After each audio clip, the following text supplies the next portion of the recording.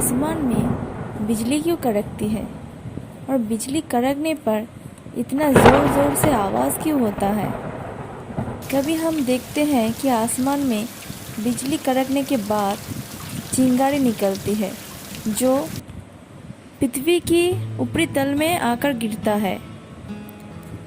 आसमान में बादलों में ऐसा कौन सा घटना घटती है जिसके कारण ये बिजली कड़कती है, इतना आवाज़ होता है। ऐसा कौन सा वो रहस्य है जिसके कारण बादलों में इतने सारे आश्चर्यजनक घटना घटती है। तो आज का टॉपिक है थंडर एंड लाइटनिंग। इसके कारण हम जानेंगे कि कैसे ये लाइटनिंग और बिजली कड़कती है और कैसे उसका आवाज़ निकलता है, और ऐसा कौन सा वो चीज़ हमारे घर में रखने से हमारे घर को हम उस बिजली से सुरक्षित रख पाए, और उसका कौन सा रीज़न है जिसके कारण हम घर में अपने छत पर त्रिशूल या ऐसी धाराल एक दंड रख पाए जिसके कारण हमारे घर सुरक्षित रह पाए। एंड तक इस वीडियो को ज़रूर देखिए और इस वीडियो को लाइक ज़रूर कीजिए और हमारे channel multiple subject with me को ज़रूर सब्सक्राइब कीजिए। तो शुरू करते हैं आज का वीडियो।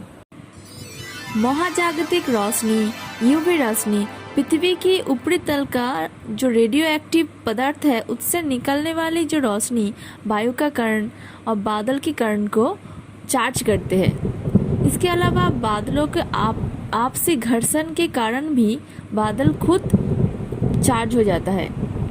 प्रकृति के कारण से ही बादल चार्ज हो जाता है। ये चार्ज पॉजिटिव और नेगेटिव दोनों प्रकार होता है।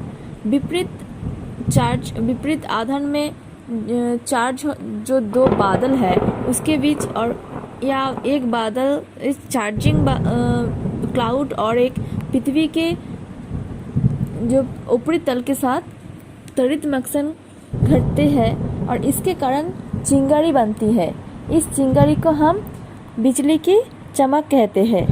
चार्जिंग क्लाउड आपस में या पृथ्वी के साथ फिक्सेशन के कारण जो बिजली की चमक उत्पन्न होती है, उसके बाद बादलों की आसपास की जो एटमॉस्फेयर है वो गर्म होके एक्सपांड हो जाता है, यानी कि फैल जाता है। अचानक फैलने के कारण एटमॉस्फेयर की उस भाग में प्रेशर डिक्रीज हो जाता है। तब आसपास की जो हाई प्रेशर युक्त एयर है वो फैलने वाली वायु को या एक्सपांड होने वाली वायु को कंप्रेस्ड कर देता है। वायु की इस प्रकार इतनी जल्दी कंप्रेस्ड या एक्सपांड होने के कारण जो अत्यधिक आवाज़ उत्पन्न होते हैं उसको मेघ गर्जन या बिजली कड़कना कहते हैं।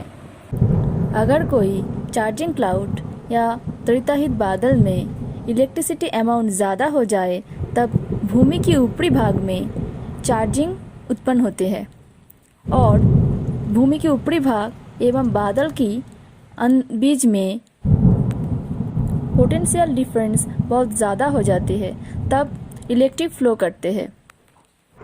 इसे लाइटनिंग कहा जाता है, जिसे हम बिजली कहते हैं, और उस वक्त जो आवाज़ निकलता है उसे थंडर बोला जाता है। पृथ्वी और चार्जिंग क्लाउड के बीच जो इलेक्ट्रिक फ्लो होता है उसे ही लाइटनिंग कहा जाता है। लाइटनिंग और कुछ नहीं, पृथ्वी एवं चार्जिंग क्लाउड के बीच जो इलेक्ट्रिक फ्लो है उसे लाइटनिंग कहा जाता है। लाइटनिंग के वक्त चार्जिंग क्लाउड एवं पृथ्वी के बीच जो इलेक्ट्रिक फ्लो होता है वो बहुत ज़्यादा इलेक्ट्रिक फ्लो होता है। ये इलेक्ट्रिक करंट जिस रास्ते में कम रुकावट होती है उस रास्ते को पकड़ लेता है। इसके कारण जो लंबे वाला पेड़ होता है या लंबा जो बिल्डिंग होता है उसमें ज़्यादा लाइटनिंग या थंडर गिरता है। कुछ ऊंची बिल्डिंग को लाइटनिंग से सेव करने के लिए लाइटनिंग कंडक्टर का यूज़ किया जाता है। ये घर की बाहर दीवारों में लटकने वाली एक लंबे थिक कॉपर पाथ है। लाइटनिंग कंडक्टर की नीचे के हिस्सों को मिट्टी के बहुत अंदर रखा जाता है और ऊपरी हिस्सों को घर के सबसे ऊंचा जगह में बहुत ऊंचा करके रखा जाता है। लाइटनिंग कंडक्टर की ऊंचे के हिस्सों में निडल फेस जैसे होता है। कोई चार्जिंग क्लाउड अगर किसी घर के ऊपर आ जाए तब लाइट कंडक्टर की ऊपरी हिस्सों में चार्जिंग क्लाउड की विपरीत चार्ज उत्पन्न होते हैं और लाइट कंडक्टर की नीचे के हिस्सों में चार्जिंग क्लाउड की सेम चार्ज उत्पन्न होते हैं।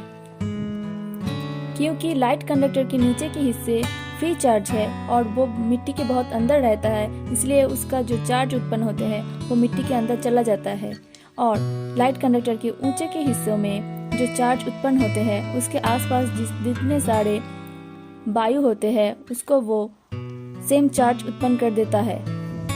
इसके कारण निडल फेस की आसपास की जितने सारे वायु है वो डिस्ट्रैक्ट होकर उससे दूर चला जाता है और चार्जिंग क्लाउड के आसपास चला जाता है और चार्जिंग क्लाउड से अट्रैक्टिव होकर क्लाउड की चार्ज को कम कर देता है।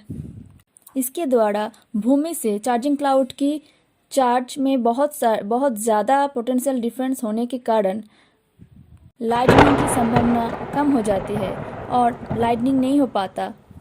ऐसे ही लाइटनिंग कंडक्टर लाइटनिंग को प्रिवेंट कर पाता है, इसलिए इसको लाइटनिंग अरेस्टर भी कहा जाता है।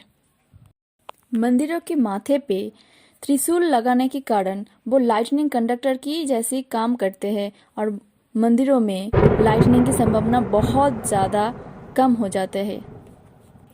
अगर कोई व्यक्ति थंडर की आवाज़ सुन लेता है तो उससे लाइटनिंग से या वज्रपात से मरने की संभावना नहीं होता है, क्योंकि लाइटनिंग बहुत पहले होता है और थंडर बाद में, क्योंकि लाइट की स्पीड साउंड की स्पीड से ज़्यादा होता है, इसलिए हम पहले लाइटनिंग देख पाते हैं, उसके बाद हम थंडर को सुन पाते हैं।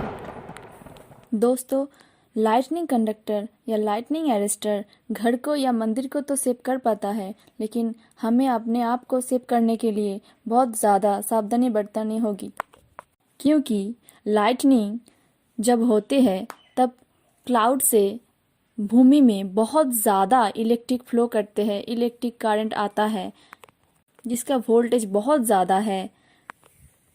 इतनी ज़्यादा इलेक्ट्रिसिटी अमाउंट होता है, अगर वो किसी के ऊपर गिरे तो वो तुरंत ही मर जाएंगे।